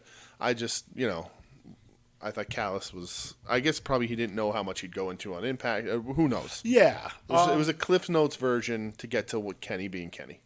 Yeah, I like how they do say how they tricked Moxley. They're like, listen, we had this all built as gentleman's agreement shit. Like, all we needed was him to buy into it, and he sure did. Right. He goes, he's a lot tougher than he is smarter. I was like, good line. Right. Good on them not making this the main event too. They could have done this right at the end. They could have, yeah. Omega does the goodbye, good night. Yeah. So everybody's happy. And he teases, he's like, we got some big shit coming, and Cal's like, nope, don't tell him yet. Right. Let them wait. So we got a lot of interaction on social media about the Kenny and Callis stuff. Yeah. And I was going back and forth with some people, and everyone's super respectful, shockingly, for Twitter. I know, right? But someone had mentioned, forgive me, I don't remember the particular Twitter handle, but they were like, this isn't any good, it's bland. And they're like, Kenny got booed at AEW over this, and he's never been booed before. And my answer to that was, you boo the heel. Yeah, that's the point. He's a heel, you boo him.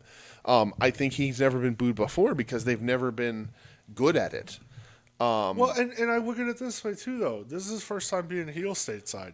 Right. When has he been Right. over here? This is the full completion of the turn. Yeah. They were pretty damn close to it the last bunch of weeks, but this is finally the trigger all the way pulled.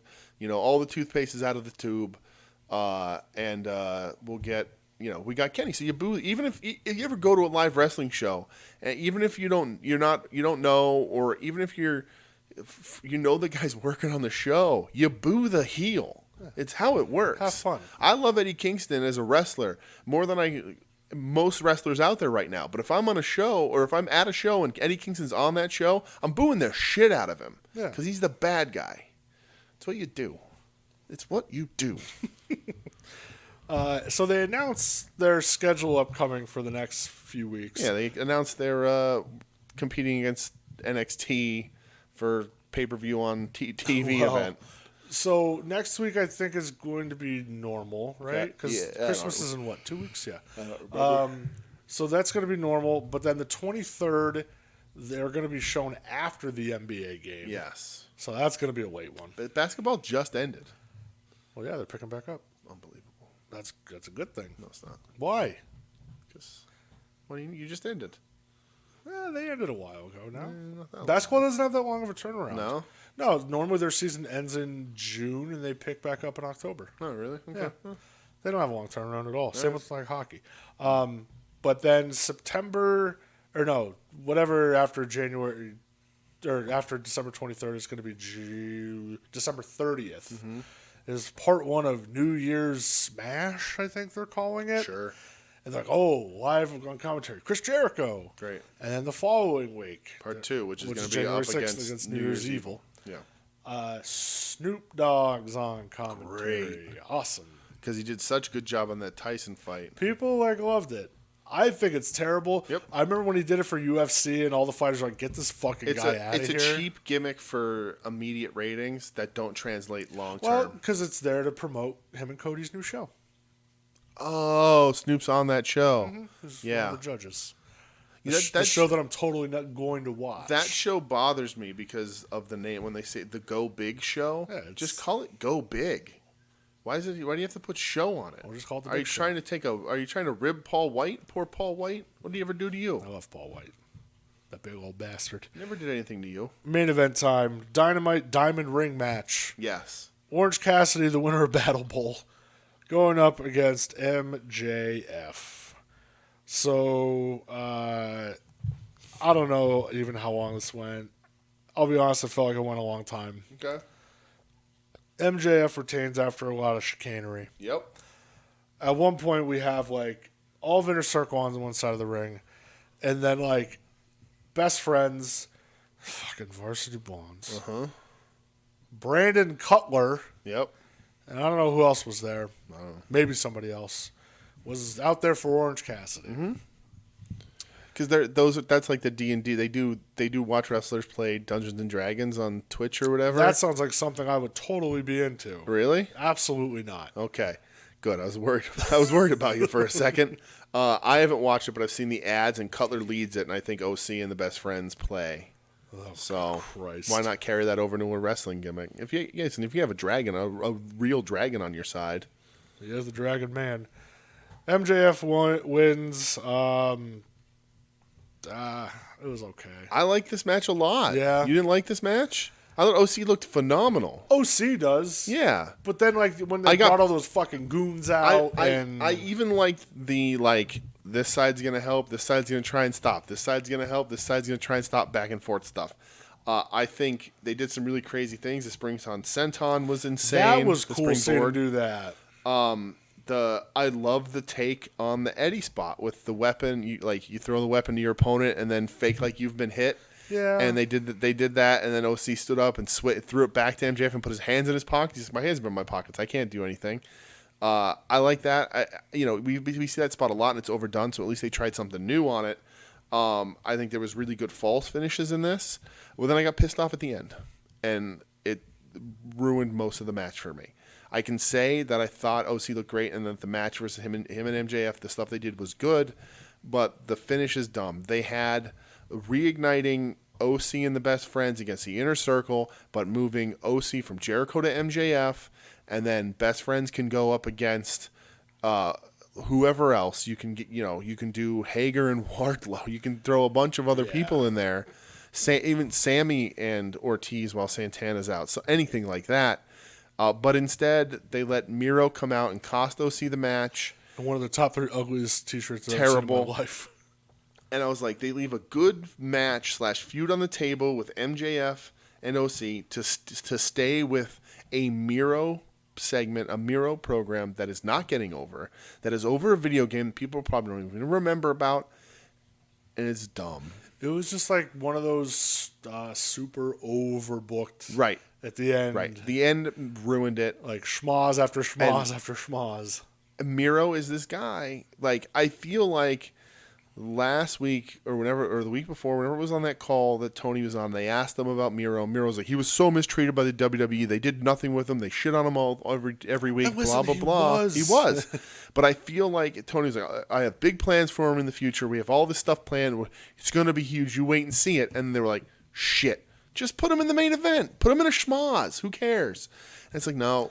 Yeah, and he like throws the one security guard off the dumb fucking stage or whatever. Yeah, I don't know. Miro and Kip Sabian aren't main eventers. Well, it doesn't make me care about them at all. No, not even a little bit.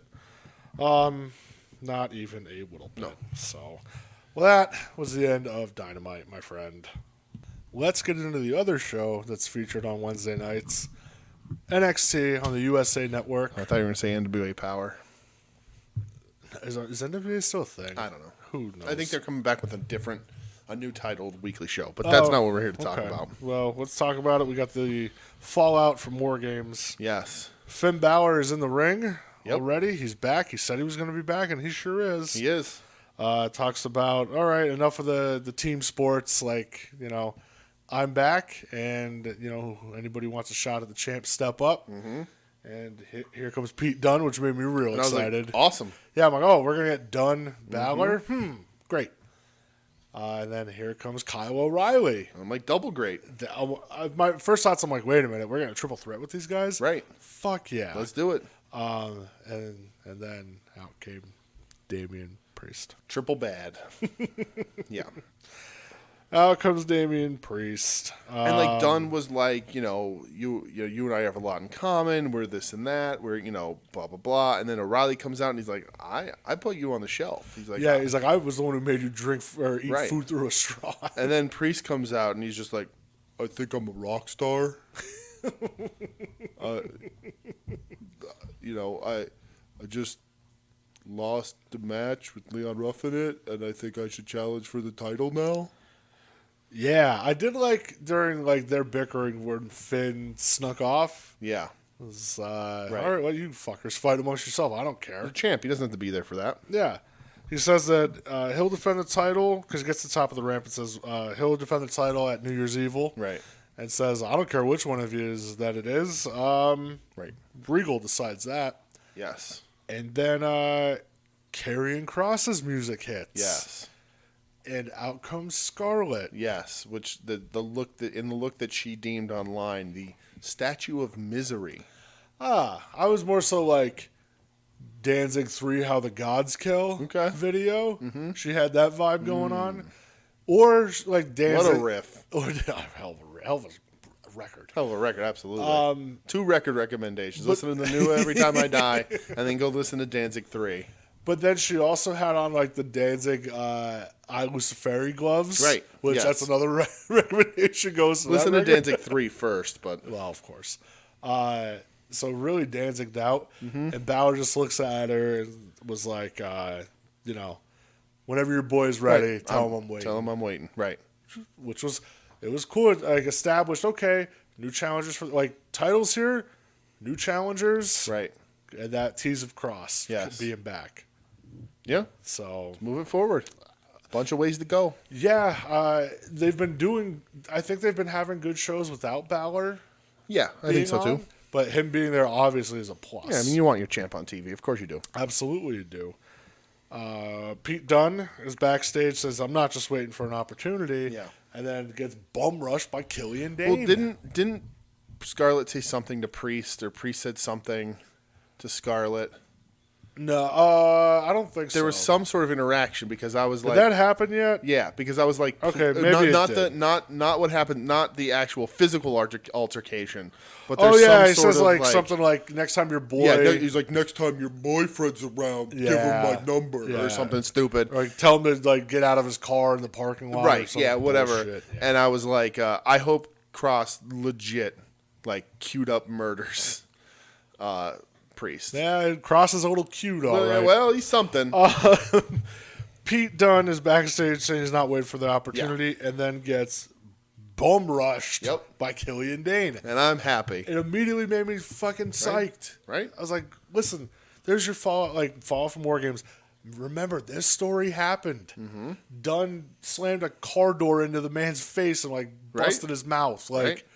That's good. Killian Dane wants to kill him, basically. And you don't want to piss off Killian Dane. Nope. That's for goddamn sure. Next match we have is, not next match, first match. Yeah.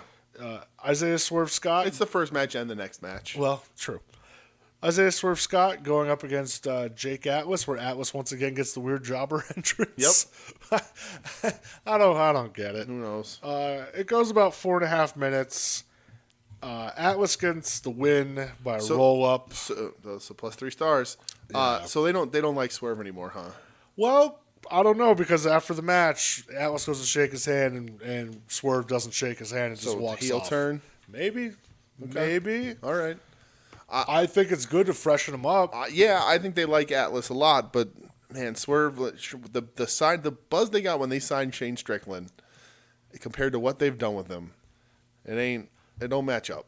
It's tough because he was kind of an afterthought with the cruiserweight stuff. Right. Because you have to think Jordan Devlin had it. Yeah. And then COVID hit. And then they did that That's tournament. True. Yeah. And that's where Phantasma was born. Right. And it's just been them since. And they can't take it off of him, right. of Escobar, because that dude's killing it. Yeah. And he just kind of fell to the way. He had his little feud with Escobar. And then lost in the shuffle a little bit. Yeah, which it happens. Yeah. Hopefully this puts him back, eyes back on him. I think he'll probably be better as a heel. I think so. He already has that sort of attitude as a heel. Yeah, the match was... It was fine. It was okay. Whatever. It was there. Well, we got you plus 3 stars. Plus 3 stars. We go to the back to a Ciampa promo. Mm-hmm. Says it's time to let the past die. That's Move right. forward. And Ciampa's like, I'm going to go forward to the moon. Which means he's going to be wrestling. He didn't actually say that. That would have been really goofy. But yeah, he's challenging Cameron Grimes. He sure is. I'm fine with this. The ball's on Ciampa to want to fight. To want to fight the king of NXT, the man, the man amongst men. that man-ass man. That's Cameron right. Grimes. Cameron Grimes. I hope big question was, where's Grimes going to go? Where's Loomis going to go? This is where Grimes is going. They've been using Ciampa as a transition sort of guy. We find out later that they're still staying where they've been with Ciampa. We'll get into that. We will. But I'm just glad that they're like, we're going to keep Grimes on TV no matter what they're doing with him. Yeah. So, next match, we have a triple threat tag. Yep. Imperium. Yeah. Grizzled Young Vets. And Ever-Rise, baby. Woo! Ever-Rise rules. Get a taste. That's right. Ever-Rise rules. Grizzled Young Vets win this shit in 7 minutes. My big issue with it was, okay, you have Imperium, serious heel team. Yep. Grizzled Young Vets, serious heel team. Mm-hmm. Ever-Rise, goofy heel team. Mm-hmm. Why are you having 3 heel teams fight? Right. It just, I don't get it. I guess maybe Breezango's not doing anything. Right. I don't know. It just... The match itself was okay. It was fine. Did you see the Everrise Twitter promo? Of course I did. Where so the streak's alive in their eyes. Still there. They're like, because this was a handicap match. Yeah. And they didn't sign on for that. This is 2-on-1. That's not fair. Streak's still alive. Everrise rules. Everrise rules. It was a good promo. Those guys can cut Those good dudes promos. Are great. They really are. Oh, they're so good. Yeah. The match though was just like kind of okay. Yeah. Everrise was kind of playing that like sneaky heel, trying to steal the win. Yeah. And, I like Imperium matched up against like American faces, and I don't like Grizzled Young Vets at all. Same. Because there's just overlap for me. Same. So I'm just not interested. And again, it just makes me miss Walter. Yeah. I miss him a lot. We get a rundown of War Games Games, and I guess Bobby Fish had to have surgery on his tricep. Yeah. So Candice broke her arm in hers. Yeah, she broke her arm. Gargano's got his lip split, and Bobby Fish tore his tricep. Yep, and then Dakota Kai says she's hurt. Yeah? She's going to be out for a while, too. Oh, really? Yeah. Wow.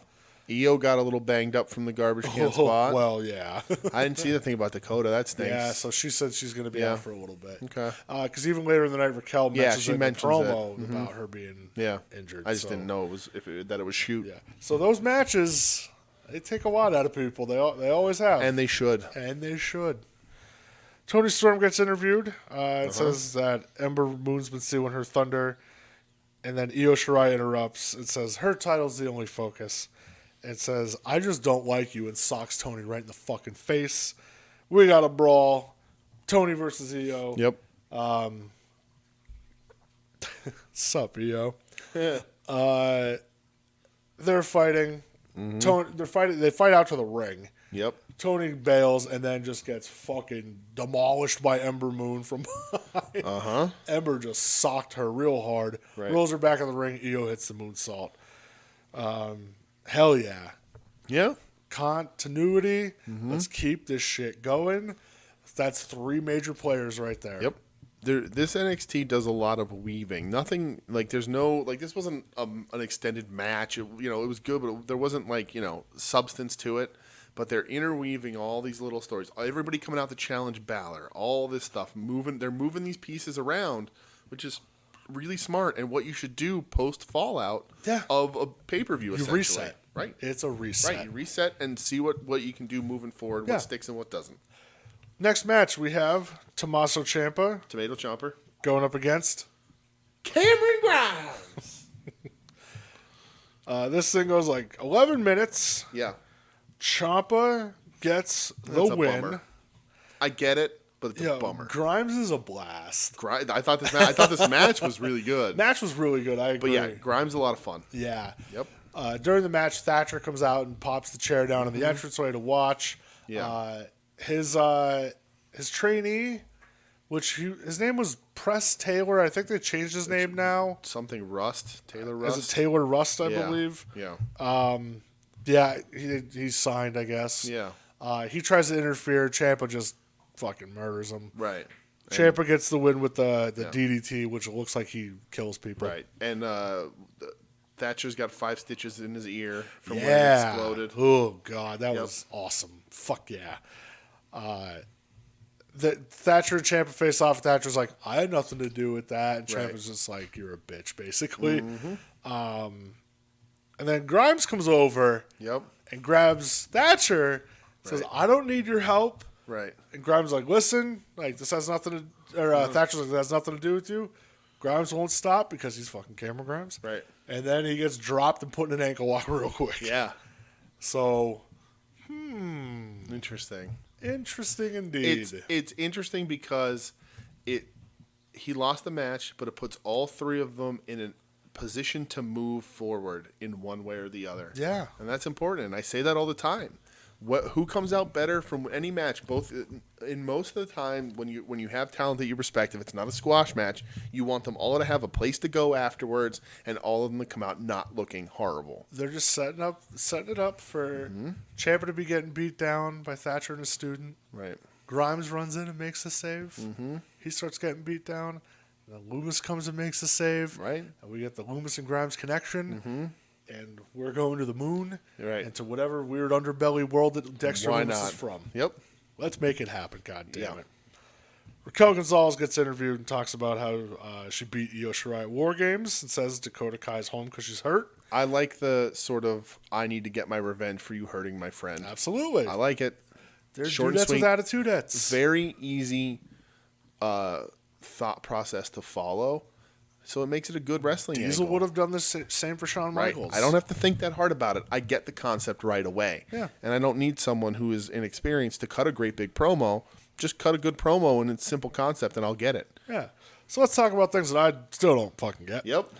We got another Boa and Xia Li vignette, and it's just Xia Li having to punch the boards faster and harder because their hands are just bloody. Because you ain't going to win no tournaments with that pit-pat shit. You're the man.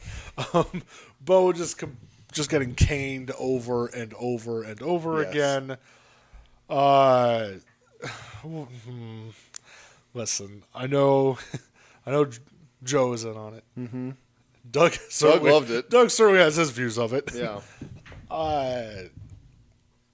What are we doing? I have no idea. At least it's now it's not just torture, it's now training. Kinda, you can pass it off as that. I guess to make them killers. I don't know. Or to actually kill them. I don't know. The rumor is, so I guess there was...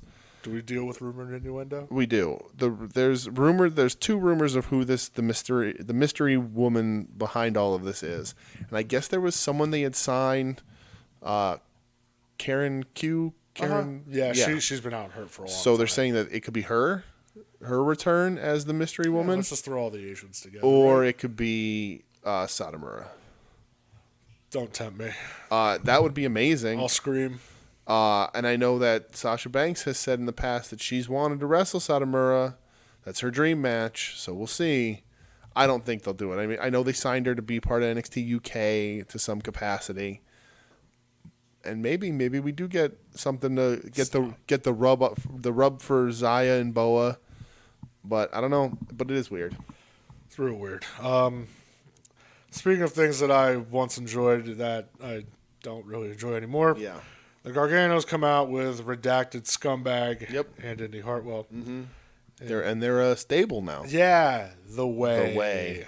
Yeah. Somebody's been watching The Mandalorian. Because if you're not in the way, get out of the way. Yeah. That's really dumb. This is The Way. Yeah. God damn it.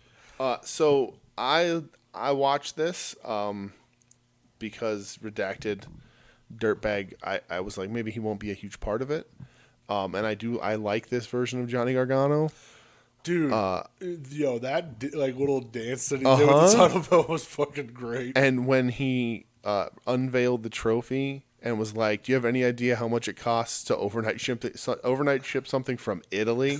I was like, "That's hilarious." Yeah, but I wish Theory wasn't there. They didn't do much with him. He just did like the high five gimmick. That's too much for me. It is too much. He's a dirtbag. But so we'll see how much of this I watch going forward. But I like Johnny. So Johnny's been, like we said, he's been killing it as the weird, funny, goofy heel. That's what he should be. Yeah. But The Way. Ugh. Yeah. I guess next week it's gonna be Gargano and Scumbag versus Leon Ruff and Damian Priest. Mm-hmm. Great. Which brings Priest out. Oh my god, I might skip that one. Well, and he says, I don't know if we're going to get it now. Oh, that's true. Yeah. And Priest interrupts and says, hey, scumbag, where's that pipe so I can shove it up your ass? Hey, did you bring that pipe? Because I'm going to shove it up your ass. Well, before he has any chance to do that, this motherfucker gets ambushed. Yeah, hopefully murdered for real. Ooh, Jesus. And starts getting his fucking ass beat by Karrion Kross. Yep. Listen, Damian Priest, you shouldn't have been talking shit. That's right. Karrion Kross was just chilling out in the parking lot in his Dodge Challenger or whatever, just probably listening to, I don't know, black metal or whatever he listens to. Probably podcast that's filling his head with lies. Oh God. Looking at Twitter threads that must be real. Son of a bitch. Karrion Kross just beats the shit out of him. Yes. Power bombs him off the stage through the table, and it looks like an absolute maniac. Mm-hmm. Just slow, doesn't say a fucking word, just looks super pissed, walks through the back, gets in his car, and drives away. Hey, give him a tune-up match against a guy I absolutely hate. Let's go. Listen, again, Damian Priest shouldn't have been talking shit, dog. It's true. Like, don't run your mouth. In all honesty, happy to see Cross back. Sure. I am. Mm-hmm. I understand. Real guy is a little bit of a weirdo, but whatever. I'm going to try to look past it. Right. As long as he doesn't have a parlor account like some referees. No. Tyler Rust is interviewed about attacking Ciampa, and we get another goddamn return, the biggest return of the night. We do. Malcolm Bivens. Big Stoke, baby. Baby. He's back. Bivens Enterprises never went out of business. Just had to temporarily close the doors a little bit because some people are idiots. That's right. And said, hey, I gave you that card a week ago. Mm-hmm. And Russ leaves with them. I'm going to make you a star. Let's go. Yeah, and when he's leaving, he goes, I guess the interview's name, he goes, Mackenzie, we'll do lunch or something. Yeah, right. That dude should have been on TV forever now. Mm-hmm. We love him. Big Stoke, baby. Find your talent that can't talk and give him a good mouthpiece. Bivens Enterprises is back. Next match, we have Killian Dane going up against Pete Dunne. Can I ask you a question about Pete Dunne? You can totally ask me a question about Pete Dunne. Do you think he's okay? Yeah. Do you think he has jaundice? No, he just has tan. That is not the color of a tan. Neither was Hogan in '97. Yeah, and not okay. I didn't say it was okay. I'm worried for his health. It goes beyond. He is vegan. Okay, well then, I mean, that explains a lot. I don't know though. Daniel Bryan, he didn't turn yellowish. Right. Oh my God, those two, that would be. Oh man. Like the one side of the sun. It's crazy. Yeah. So I was just concerned about that. That is an unnatural color. Yeah, I love him though. It goes 13 minutes. Mm-hmm. Dunne wins. There's little distractions where Lorcan and Birch ran in. They got traced off by Maverick. Maverick does the classic. I thought it was Tyler Bate at first. Oh, Jesus. Maverick does the famous, hey, I ran him off. And just like, hey, idiot, they're right there still. Right. And it just gets beat up. I liked it, though. Yeah, Dunne impressive hits the bitter end on Dane. Yeah. Match was good. Dane stays strong in the loss. It sets up a tag match in one way or the other. Like, that's the feud that I'm into. Yeah. Absolutely. I think Dane, I preach the goodness of Dane all the time. I like that dude a lot. And I love his balding pattern. Right. Book him strong. He can look strong. He's a monster. Thing about this match, I got to ask you a question though.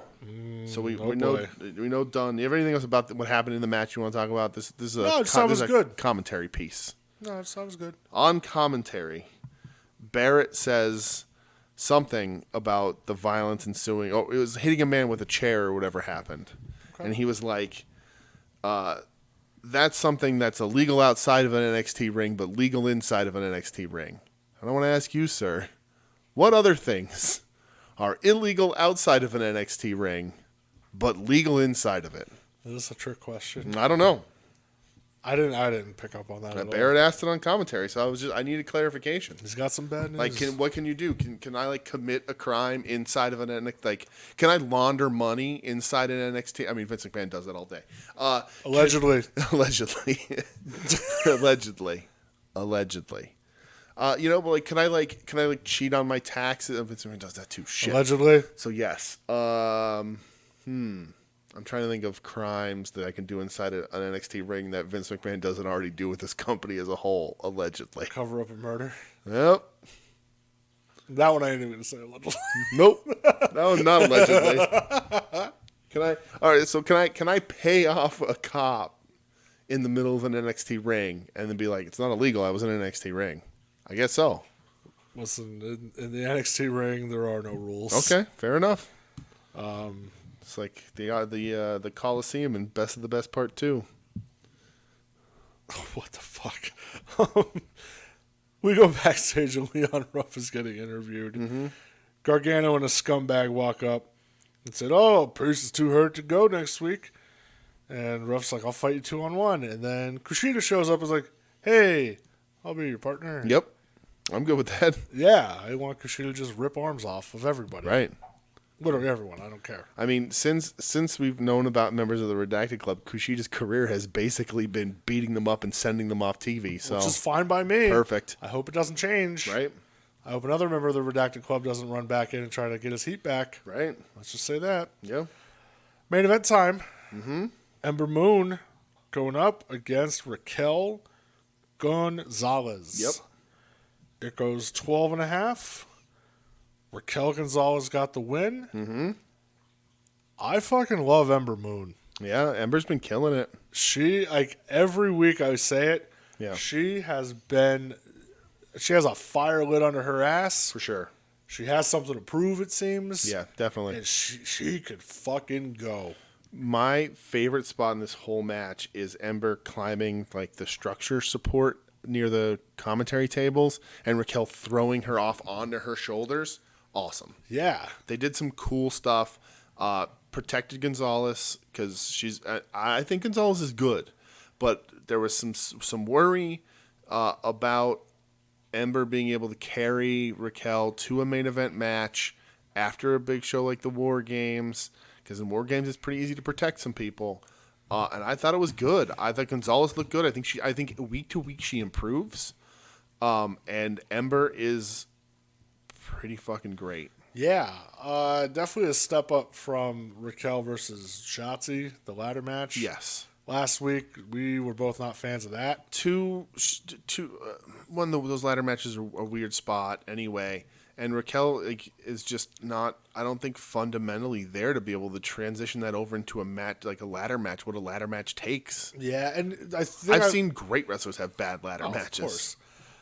The thing I liked about this probably the most was they didn't like have Raquel murder Ember throughout and do like the powerhouse versus like fighting from underneath babyface. Like, no, Ember was like getting her fucking shit in. Almost hit the Eclipse. Yep. I love that counter too. It was from a good it. counter. Yep. Oh man, They worked out a lot of good stuff. They clearly love Gonzalez. I think she's a good wrestler. I think she's a good promo. I think she had a good look. Obviously, we praise her every week in and week out. Hell of a lat spread. Week in, week out, we praise her in Dakota as much as we can. The Narcissus.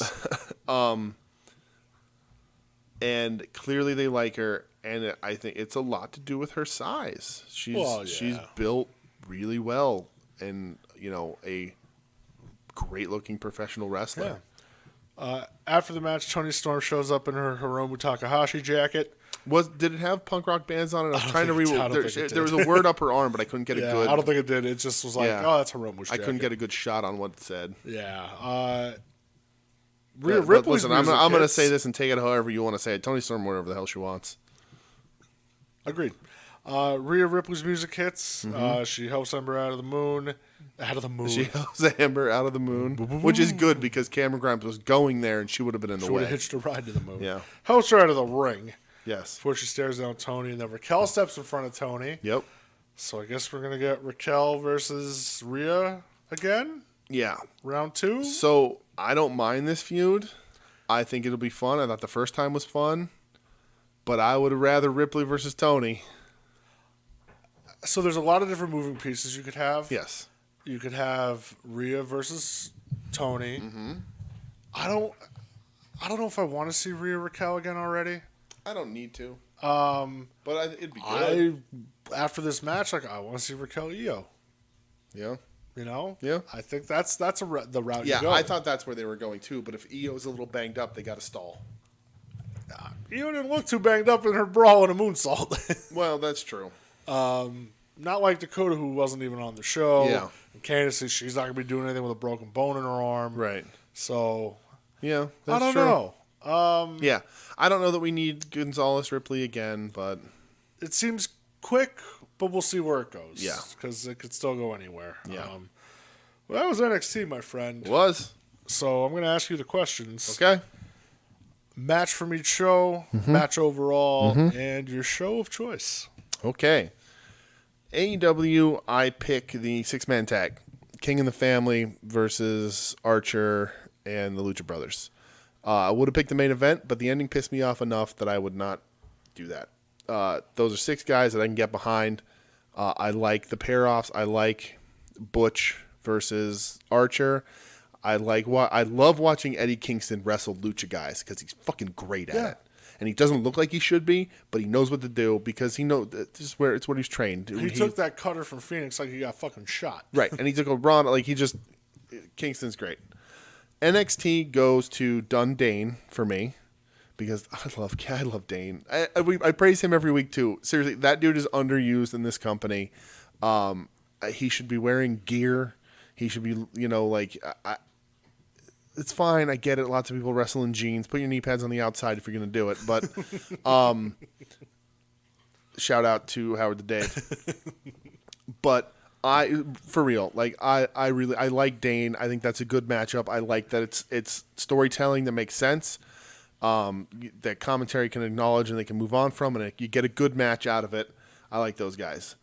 And my match of the night, I didn't pick because I'll pick. I mean, obviously, I'm going to pick it right now. And I guess with that, it's going to be, man, that's hard. It's going to be Dane. I don't know that any match blew me away this week on either show. I have my clear match or show winner over the both from the both, but I'm gonna go Dane. Plus, Dane's really fun to say. Dane Dunn. But I like them both a lot. I think they can move to a bunch of different places. And I like the save with Maverick. I liked everything that happened there. My show of the night has one giant blunder that they haven't done. They haven't committed this blunder in a bunch of weeks. And I'm not going to hold it against them this week. But whoever's on the writing team, whoever's figuring this shit out, needs to realize the giant omission that they made this week and correct it for next week. The show is NXT. It's my show of the night. And there was no Legado de Fantasma at all. There's no Legado on WarGames either. And that... it hurts. ...is a goddamn travesty. Not on WarGames, I understand. I don't appreciate, but I understand. But having them not on NXT is an omission and a mistake that they better correct. But NXT, I felt overall was better. I think setting up, creating all the different pathways that they can move with all of their wrestlers makes a better show than 1.5 million segments on AEW. One of them including Brandi. They weren't as big. And there's stuff I loved. I love the Sting stuff. It seriously puts a big smile on my face. Crazy how that works. Right. But NXT wins it for me. It was just more fun. It's more possibilities. I'm more interested to see where everybody's going, what's happening, who's going where, who's going to square off against who. So that's where I'm at, pal. How about you? AEW, I'm going with the 6-man as well. Okay. NXT, I'm going to go Ember and Raquel. It was really good. I enjoyed the fuck out of it. I'm actually going to choose that as my match of the night. Okay. Because again, that division is just hitting on all cylinders for me. It is. It's still amazing. And I was so goddamn impressed with Ember Moon since she's been back. I can't speak highly, even higher than I already do of her. She's amazing. Been killing it for sure. Show, I'm going to go NXT. Okay. AEW definitely had a lot of hype to live up to from last week's show and how good it was. Mm-hmm. I thought NXT did a really great job resetting some players. Mm-hmm. And I think that's huge going forward. Yeah. And I like that because there was some story continuity. Some people returned. I'm always about that. I mean, again, AEW fucking Sting was there, and I love that. Right. But yeah, I'm gonna go with NXT. Okay. All right, pal. Well, that puts us. I'm at season 2 totals, 26 for AEW and 22 for NXT, and you are at 24 for AEW and 24 for NXT. Look at me. Look at you. Neck and neck, baby. Neck and neck. Overall, that puts me at 29 for AEW and 31 for NXT. Pants are clean. And you at 28 for AEW and 32 for NXT. Slightly cleaner than my pants. Mine are pristine. But let's talk ratings real quick. Sure.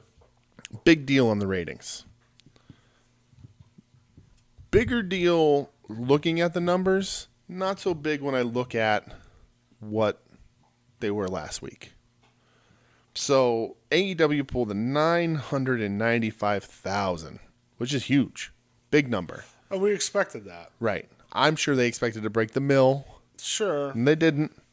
NXT pulls a 659,000. Huge gap. Huge gap. But, I mean, not that this is a huge thing, but NXT gained 1,000, which still, they're not losing viewers. They're not great. They're definitely not where they want to be, but they're not bleeding viewers. They're right where they're going to sit. That's fine. Yeah. They should be higher, but whatever. AEW gained 80,000. So, like, is that the TNA crowd coming over to see what's going on? Is it people wanting to see SHAQ? I don't think anybody gives a fuck about SHAQ. Me either. And we established that a couple weeks ago where wrestling fans and even AEW fans, like, nobody cares. Right. I think And this promo they did doesn't help. Like, that just continues to establish. I think it's. I don't think in the year 2020, Impact exclusive fans exist. Okay. I almost said not a slight against them, but it kind of is. Impact exclusive fans don't exist, but Impact fans who actively hate AEW do exist, and they could have jumped over to see what was going on. Yeah. And would be probably disappointed. I think a big thing, I mean, obviously it's Sting. A lot of your casual viewers, I even had the next day last week, I had a friend text me who, he grew up watching wrestling, he doesn't watch it at all anymore, but he's just like, dude, what the fuck? Like, Sting was on TV, and I let him know, like, yeah, he's back, you should watch Wednesday. He's like, yeah, I'm definitely going to. Right. I don't know if he did or not, but still, you know, that gives excitement to a lot of people. Right. Because, like, people our age grew up with that shit, you know, and Sting is huge still for a lot of people. Right. So, yeah, I mean, cool, like, I want more, no matter what, it was more people watched both shows than last week. Right. Which is cool. Right. Like, that's dope. I just want more people watching wrestling. To dive in, which we normally don't, but it is a pretty big deal, AEW was number 2 on all of cable and number 1 on all of cable in males 18 to 49, the demo they care about. That's good. And they pulled a .45 in the persons 18 to 49. Good. So it's good. Good for them. Like it's what they wanted, right? I mean, they wanted everybody buzzing. Everybody seems to be buzzing. So good for those guys. Let's keep the buzz going. Yeah, let's keep it going. NXT will always pump up when there's a big show and drop back down. Yeah. And I don't know why. Maybe because I think a lot of it's the stigma of the WWE. Oh, listen, a lot of people are very anti-WWE, and like honestly, I get it. I totally understand. I get it. I don't get these whole like company wars things, and like when fans are very loyal to it. I guess it's like from kind of knowing, like you and I knowing some wrestlers or whatever, right? And it's just like they don't give a fuck about that. You know what I mean? Like they just want to. They're like, hey, boys and girls, like we want to make the most money and hope all the boys and girls are getting treated right. Exactly. That's all that they give a shit about. Yeah. Which is what you should care about too. Absolutely. But yeah, those were the shows, sir. Right. So let's get the hell out of here then. Let's do the goddamn thing. All right. I'm gonna do some plugs. You ready? I was born ready. All right. So I mentioned it earlier. Wednesday War Pod at Wednesday War Pod on Twitter. Wednesday Night War Podcast on Instagram, which I don't post anything other than pictures of Eddie Kingston. Wednesday Night War Pod at Gmail to message the show. Let us know if you listen to any of the musical recommendations we made. Yeah, listen, like you and I like are super. I mean, listen, we love wrestling, absolutely, but goddamn, do we love music too? Yep. So yeah. We just love it. We're live music heads. We listen to a shit ton of music. We talk about music all the time. We always pass new bands back and forth. Always. So we grew up in the scene. How we met. It's all that fun stuff. So let us know. See if you like it.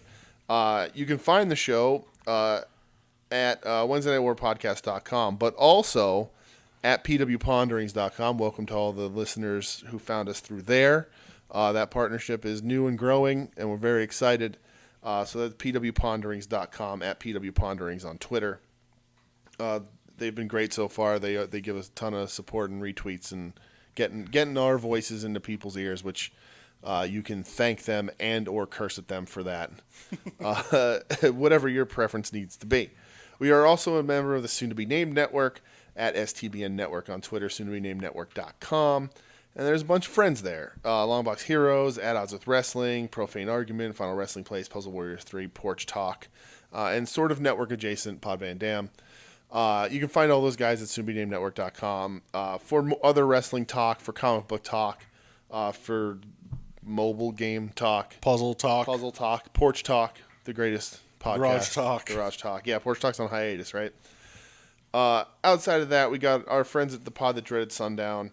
They're doing all Christmas movies, holiday-themed horror movies. I think they're doing Silent Night, Deadly Night They tomorrow. are, yes. Fuck yeah. Can't wait. That's on my list, too, because I know Michelle's never seen it, so we want to watch that this month. And Cinema Vertigogo, at Cinema Vertigogo. Check them out for movie recommendations and all that kind of fun stuff. And one last little plug for friend of the show, guy out there hitting the highways, hitting what wrestling shows exist. The highways and byways, if you will. Kayfabe Collectibles, at Kayfabe Collect on Twitter. KayfabeCollectibles.com, I'm pretty sure. Let me double check that. KayfabeCollectibles.com. Toys, VHS, clothes, everything. He's got it. He's traveling around. He was going to be hitting a bunch of wrestling shows this year until COVID happened. And he's still making do. He's selling on eBay.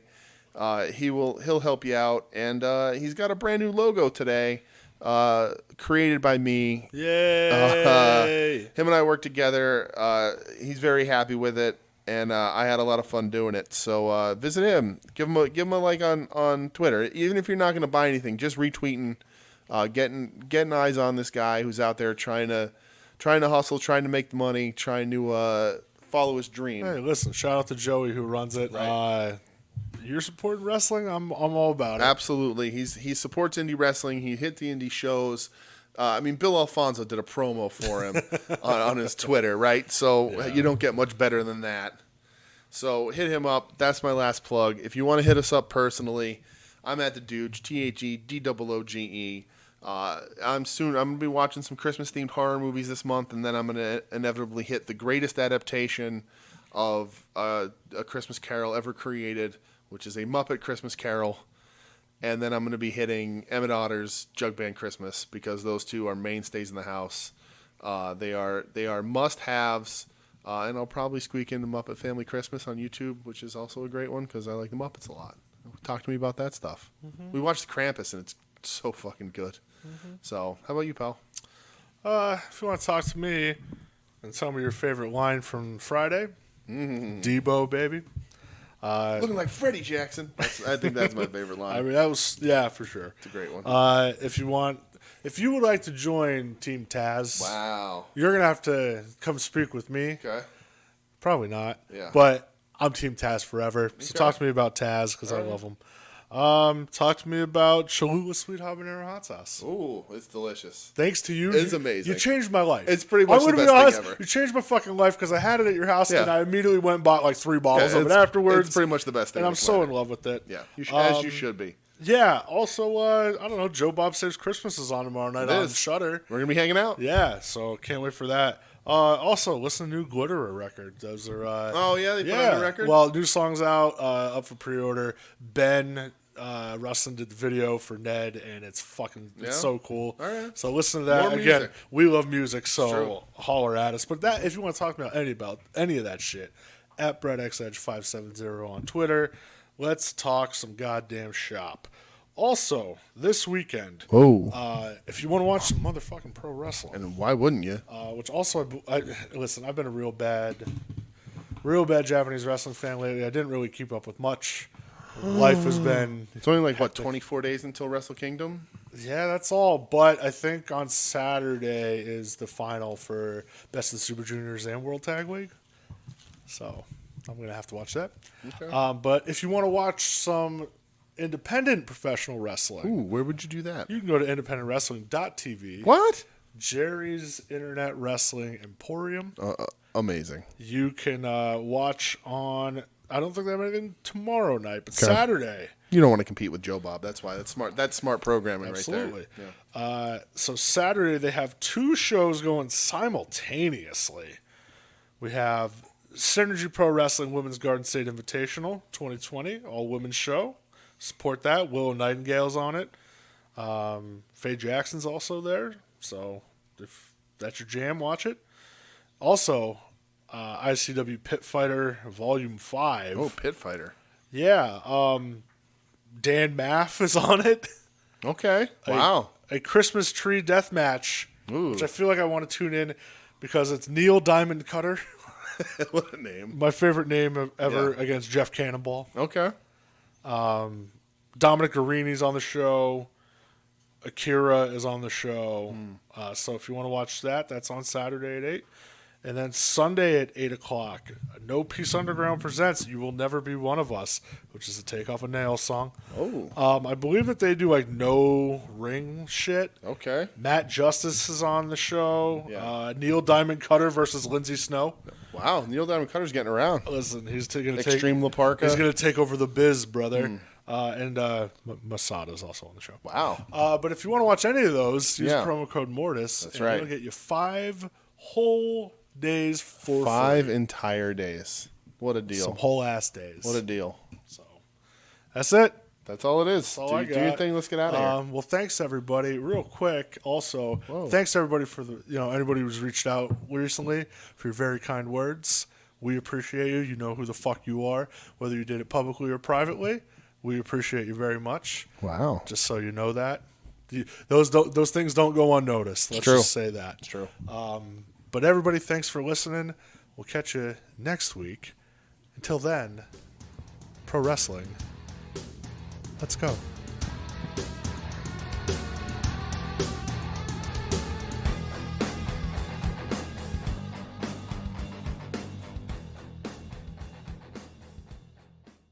You're listening to the soon-to-be-named network, the Lamborghini of podcast networks. Knock it off, nerds!